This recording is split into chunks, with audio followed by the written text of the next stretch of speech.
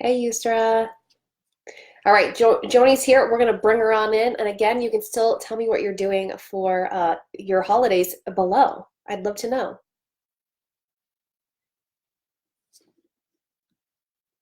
All right, and I'm on Facebook too. I'm going to try to do this. Facebook, I hope you can hear me and Joanie. If not, I'll really post it. Hello.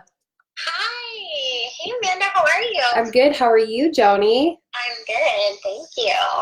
How's your day going so far? Pretty good.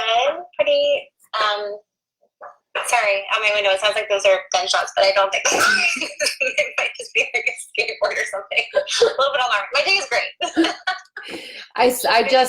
I just posted really quickly that like I'm in New Hampshire and there's snow. I don't know if you can see it, but Oh my God. Yeah. yeah, We just got a notice that there's like a snow squall coming through in the next hour. I don't even know what that means, but it means staying we're inside. yeah, yeah. I just had people like just telling us in the comments what they were doing for the holidays, and Oh, um, nice. yeah, Palace said hello from San Francisco, staying local for the holidays. Krista says thank you, here to support, even though she has no voice. Um, Oh, feel better, Krista. yeah, and then Yusra says doing for the holidays sleep since husband is home, so totally taking advantage of that. I like it. Yes, I love that. We were actually just working on holiday plans. We have a new baby to visit in Florida, and Ooh. my family's in Pennsylvania, so we're trying to figure out how to do both in 1 week. Yeah, that's a lot. But new Yeah, babies, it's always good to see them, when they're new. yeah, Yeah. yeah. And then Fresh. again, like, because they're their cutest, right? And then wait a couple years, and then you can see that growth and be like, whoa. Yeah, yeah, it's so cool. That's why I think sometimes social media kind of, yeah. Anyways, so did you get the document I sent you? Oh, no, I did Okay. not. All right. Well, don't worry about it. I won't give you too hard of questions, but Okay. we're going to go ahead and get started. I got a really great question that said, what would the difference be in breathing techniques when doing light versus heavy weights? Mm, I work on this with my moms all the time because anybody that works with this clientele, you teach them that core breathing belly pump, and then they just want to go for it. Like once they've got it, they want to apply it full force to everything. And I always say that you have to think of your output versus, I'm not phrasing this the right way, versus like how much weight are you actually picking up, or how deep do you have to go with that core strength. And I actually teach my moms to do the bare minimum when I'm working out with them. So if I give them something that's just like, you're just standing there and doing a bicep curl, I want you to be aware of your breath and a little bit of engagement. But if you've got a 2-pound weight, you don't need to go into that really deep belly pump to turn on that transverse abdominis. You could just do like a little light activation. So I talk to them a lot about that, just because um, it's not practical to think that we're gonna. One, I don't think it's needed, and it's also just not practical to think that we're gonna go into that really deep transverse wrap every single time. So like you have to kind of gauge what you need in that moment, and then it will just become automated within your body. Awesome. I have a similar approach, so I love that. And then we Yeah. just got a great question from Yusra. She goes, okay, here's a question I get a lot, so I thought it'd be good to discuss this. Would you recommend an abdominal crunch to a postpartum mom, and why? Yes or no? Oh, hitting us with that hard one. I actually do with my moms. I teach them that. Let me think of how I'm going to phrase this so it doesn't sound terrible.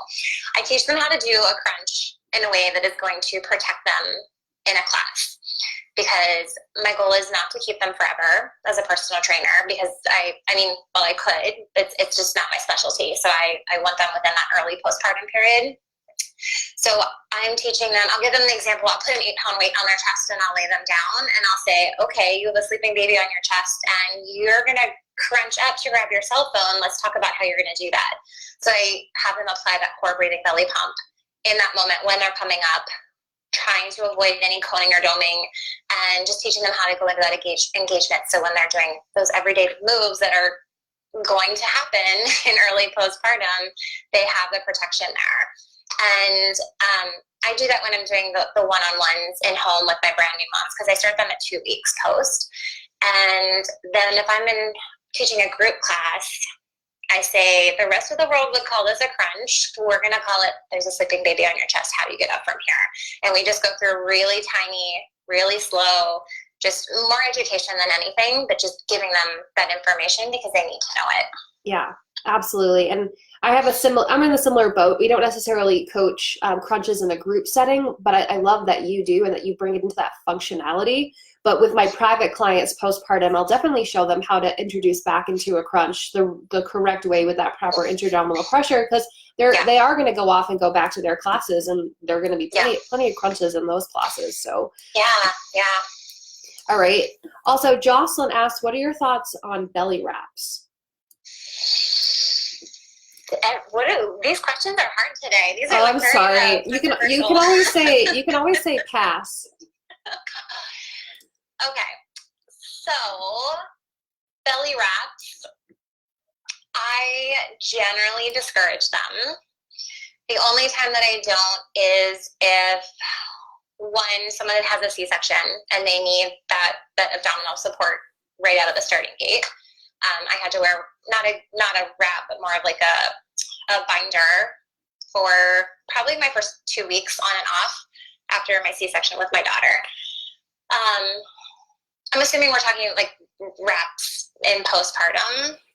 Well, yeah. I think also, I don't necessarily know what stage she's in or what particularly she's asking for pregnant or postpartum, but I know a lot of women also pregnant who ask me about this too. I mean, you can weigh in on this as well. Our pregnant women, I tell them, pregnant and post, I say, if you're wearing something so tight, you can't breathe into your diaphragm, take it off. Yeah. Like no matter what's going on in your body, if you can't get into that diaphragmatic breath, just remove it. There are better options out there. And then I educate them, if you feel like you really need this wrap for support, then wear it when you need it. Wear it if you're up and you're washing dishes and doing a ton of errands, and then take it off. And I say, don't come to rely on it, and don't wear it for more than like 2 hours a day, but then get yourself out of it and make your muscles do the work for the rest of the time. Yes, absolutely. Because essentially if they're wearing it 24/7, their core is going to get used to that. And then the core is not naturally strengthening itself by itself. Yeah. And then I just teach them, think of the last time you had a pair of Spanx on and you're short of breath and you're up here, and also just teaching them to start to notice any pressure in their pelvic floor when they're wearing a wrap. I actually experience it when I'm baby wearing my daughter for too long. Now, wow. She's 3 and 30 pounds now, so she is a little heavier than wearing a newborn. But I think especially with brand new moms, they go into a baby wearing class and their pelvic floor hasn't quite healed, and wearing the baby there in a tight wrap here in the front, it's putting pressure down on the pelvic floor. So if you have pressure, pain, or leakage or anything like that, those are just signs to look out for. Sure. If you're doing any kind of wrap. Great tips. Yeah. Speaking of the pelvic floor, we get this question a lot, and we got the question, how would you help a client with overactive pelvic floor muscles? Teach them to relax. And if their pelvic floor muscles are overactive, if I can't achieve teaching them to relax, I will refer them to a pelvic floor PT to have them go a little deeper into teaching them how to do that. And then the other thing that I'll do is I'll actually add an additional breath in between exercises. So if you're doing something and you're cueing the breath, I always use a bicep curl as an example, just because it's an easy thing. Really heavy weight, and you're gonna exhale and take a little bit of a lift in a wrap. Then I would have them release that, take an additional breath to really focus on that release in between, and then we go back into that second rep.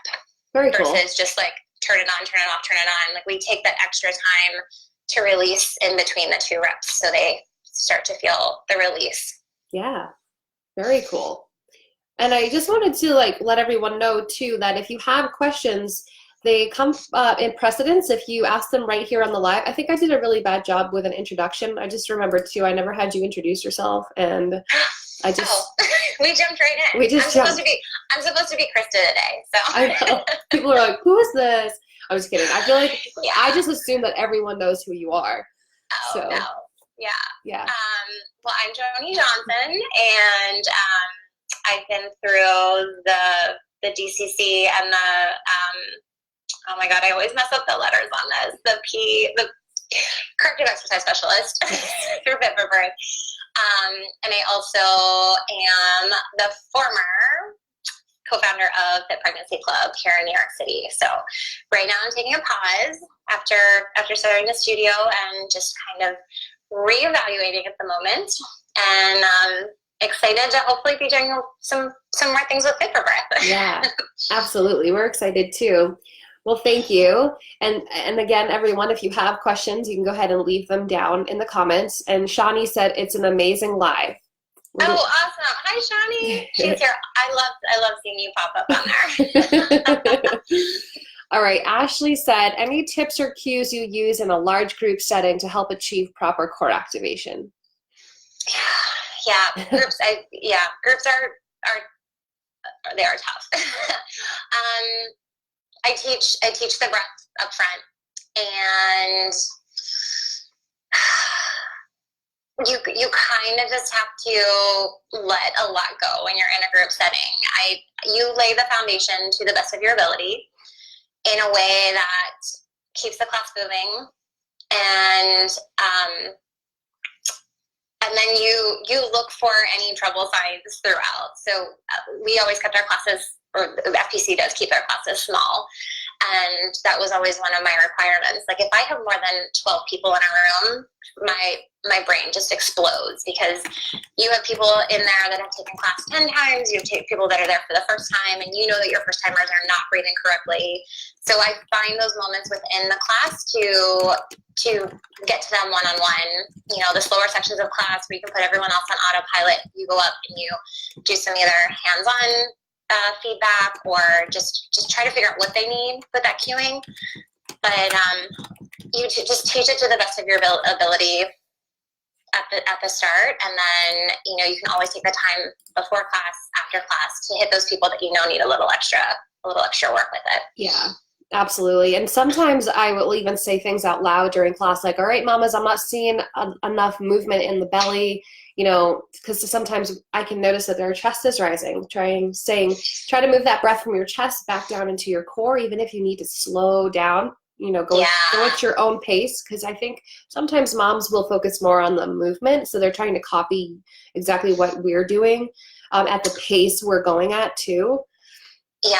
And I'm like, just go at your own pace. Yeah. That's true. Reminders to slow down are always needed. Absolutely.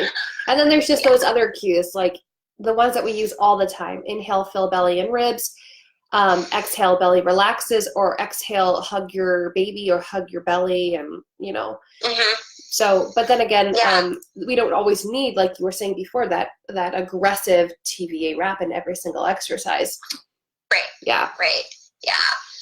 Yeah. I mean, that's the other thing. It's just teaching, like learning, or just building your toolkit, so you're learning to say the same thing in many different ways, Mm-hmm. because one person's going to hear one thing and it won't resonate with someone. So I always think that to myself. Like I already said belly pump.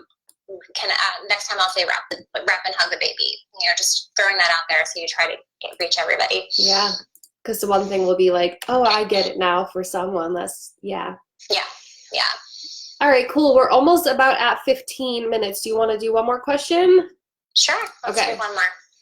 So, and I have a lot of experience with this too. Diana said, what are your biggest tips for clients who go way too fast through their reps?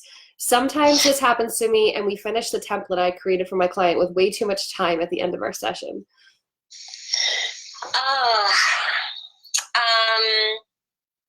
I feel like I've answered this one before a few weeks ago. Yeah, you go ahead. I want to hear what you do. and then I'll contribute. Well, this has definitely happened to me before. Some of my clients move very slowly through their reps, and then I have others who they're still utilizing their core, but they're just moving really fast through. So a lot of times I will just like on the spot, just, all right, we're going to actually do 3 sets of this, you know, because I usually work in supersets. So one exercise and then another right back to back. And it might say 2 sets on the piece of paper, but they don't know that. So I'll be like, all right, we're going to do 3 sets this week. And then try to just space it out. If they're really not, if that's their style and they can make it work, some people are just faster movers, right? And then, you know, for those clients, you need to like kind of add on another block into their template. But then if I actually notice that they're maybe getting like an inverse breathing pattern, or they're not breathing well through the reps, then I'll actually like physically maybe touch them and be like, you need to slow down. Like we can't train this fast. And this is for private sessions, because in my group classes, you know, no one ever really goes faster than me. People are usually matching me. So yeah. And one of the things that I think I do, I'm so music driven when I'm teaching a group workout, even my one-on-ones, I will take, you know, they've got a tempo, that they've got some musicality that I'm usually trying to match the rep or the exercise to the tempo, that I'll just take it down to halftime. That I'll just say, like, I'll just set it like 1, 2, 3, 4 again. So you're just changing the tempo. To them, it feels like they're dancing to the music, and it's actually doing the second thing of slowing them down. Yeah, I love that.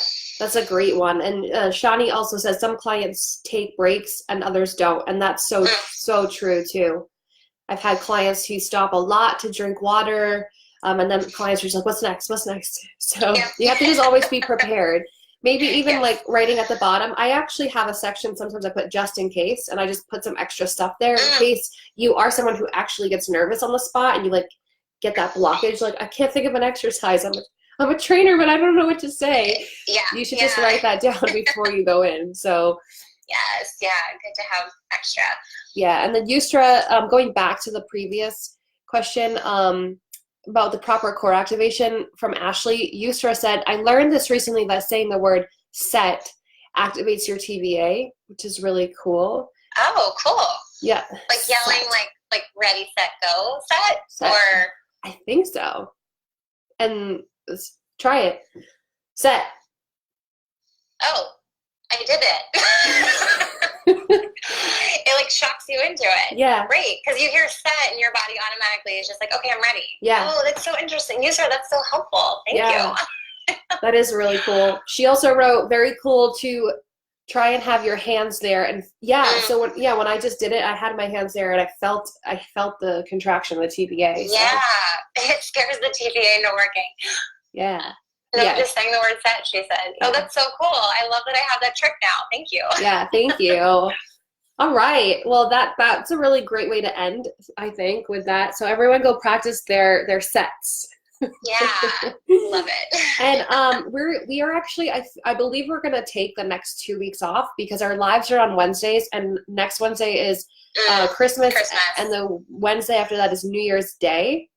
So, but be on the lookout, because I do know Krista has like a really special live that she wants to do coming up about like the fitness industry, and cool. Yeah, so everyone look out for that one. Otherwise, take a nice holiday break as well, and whatever you celebrate, then have a great holiday. And anything else you would like to say, Joanie? No, I'm just reading his comments come in. I think everybody's doing their set right now. It's awesome. We're all going to do that with our next training, our next client. Right. We should have like everybody report back. How did it work? Yes. Need to know. Yeah. So nothing else on my end. This was fun. Thanks, Amanda. Yeah, absolutely. Thank you, Joanie. And thank you so much, everyone, for participating. And everyone have a wonderful rest of your Wednesday. Yes. All right. Take care. Bye. And bye on Facebook.